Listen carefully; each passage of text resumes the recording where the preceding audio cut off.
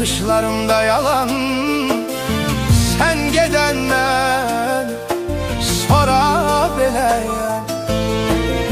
Bəlkə də səhv edirəm, hər şeyi məhv edirəm.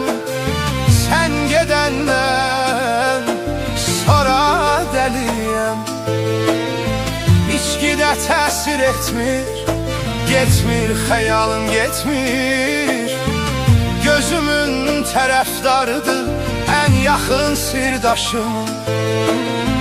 O mənim göz yaşımın səbəbkarıdır. O gedib yoxdu denən, kədərim çoxdu denən, darxan vaxtı denən, haralardaydın. Ey məni anlayanım, sevgimə doymayanım, məni tək qoymayanım, haralardaydın.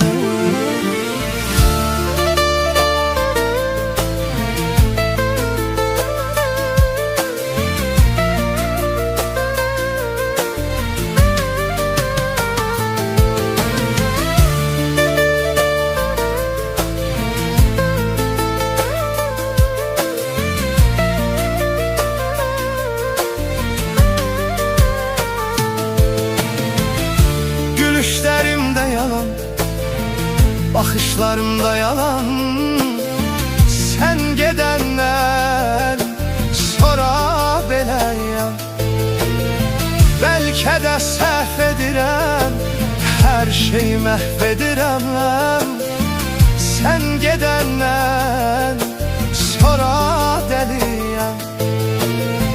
İçkidə təsir etmir, getmir xəyalım getmir. Gözümün tərəfdarıdır ən yaxın sirdaşım. O mənim göz yaşımın səbəbkarıdır. O gedib yoxdu denən, kədərim çoxdu denən, darxan vaxtı denən, haralardaydın.